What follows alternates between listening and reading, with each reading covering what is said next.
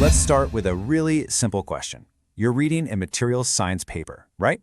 And you see the words crystallite, grain, and particle. Do you actually know the exact difference between them?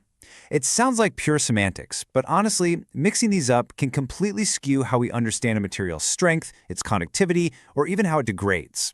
It's literally the difference between just knowing what a material is made of and knowing how it's actually going to behave in the real world. Far too often, we see these terms used interchangeably, even by folks who work in the lab every single day. But confusing them, well, it's kind of like confusing a single brick with an entire building. They describe entirely different structural realities. These are the exact details that dictate whether a battery holds a charge effectively, or if a bridge can support immense weight without totally failing. So welcome to the Explainer. Today, we're going to permanently demystify these three structural levels. We'll nail down their precise definitions, their typical sizes, and the exact scientific tools, like XRD and SEM, that we use to measure them. Here is our quick roadmap for the Explainer. We're covering 1. The big size confusion. 2. Crystallites, the smallest domain. 3. Grains, separated by boundaries. 4. Particles, the agglomerated whole. And finally, 5. Comparing the measurement tools. We are basically going to take a zoom-out approach, starting from the absolute smallest building blocks and zooming out step by step. Okay, let's jump right into Section 1, the big size confusion, mapping out the structure. Materials science is incredibly nested. The whole confusion clears up when you realize how crystallites form grains and how grains clump together into particles. It is exactly like a set of microscopic Russian nesting dolls.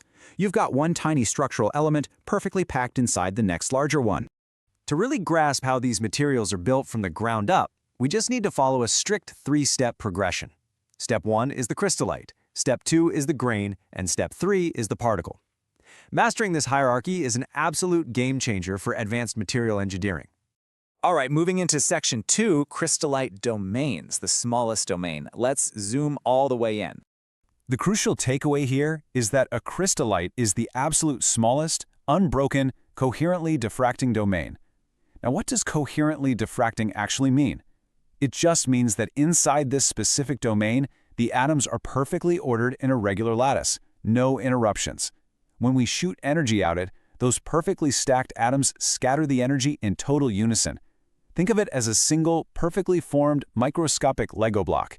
It's the fundamental base unit of the whole material. And the scale we're dealing with here is just wild. We are talking about an incredibly tiny size, typically ranging from just 10 to 50 nanometers. It is so incredibly small, it honestly sits right on the very edge of what we can reliably analyze. Because they're that tiny, we can't just snap a picture of them with standard microscopes. Instead, researchers use X-ray diffraction, or XRD. By bouncing X-rays off these tiny domains, we apply the Scherer equation to measure what's known as peak broadening. Think about taking a photo of something minuscule. If it's too small, the picture blurs, right? Well, a blurred or broader peak on the graph, plotted as intensity versus 2 theta degrees, directly tells us we're looking at smaller crystallite sizes. That brings us to Section 3, grains and boundaries, the mesostructure. Time to zoom out one level. When multiple crystallites combine and cluster together, they form a single crystal grain. And what's super fascinating is that they are cleanly walled off from one another by grain boundaries. These boundaries are actual physical interfaces where grains with different orientations meet up. They act exactly like microscopic speed bumps. They can literally stop a crack from spreading through a piece of metal, or slow down electrons, which obviously plays a massive role in a material's overall strength or connectivity.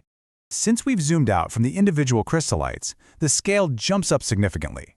Grains typically start right around that 50 nanometer mark, which is where crystallites top out, and they can stretch all the way up to a massive 5 micrometers. Now, at this larger micrometer scale, XRD doesn't really give us the full picture anymore. So scientists bring out scanning electron microscopy, or SEM, to literally see the surface morphology. Instead of X-rays, SEM uses a focused beam of electrons to create a highly detailed map. It beautifully displays these distinct physical grains, clearly highlighting those deep crevices of the grain boundary separating them. Let's jump to Section 4, particle agglomerates, the macro level. This is our third step, zooming out to the big picture. When you hear the word particle, you probably imagine a perfect little sphere. But a particle usually isn't a single crystal at all. It's an agglomerate. Basically, it's a messy, clustered pile of those individual grains we just talked about, all stuck together into one larger secondary body. Here is a really crucial nuance to keep in mind.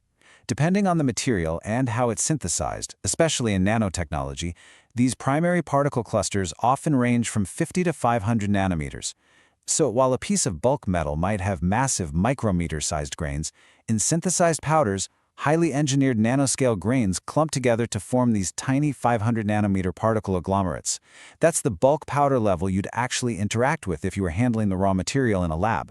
To truly understand these agglomerates, we turn to highly advanced imaging. Transmission electron microscopy, TEM, alongside SEM, is used to peer directly into the internal structure of the particle. And TEM is so incredibly precise, it captures lattice fringes at the atomic scale, resolving details as tiny as 0.23 nanometers.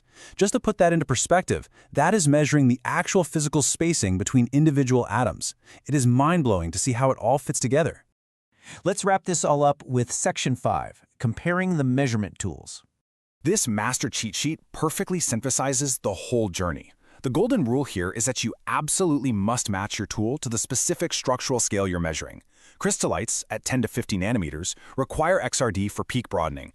Grains stretching up to 5 micrometers need SEM to view those complex boundaries. And particles, the larger agglomerates ranging from 50 to 500 nanometers, require TEM or SEM to reveal their internal messy structure. It's all about using the right lens for the right job. I'm going to leave you with this thought.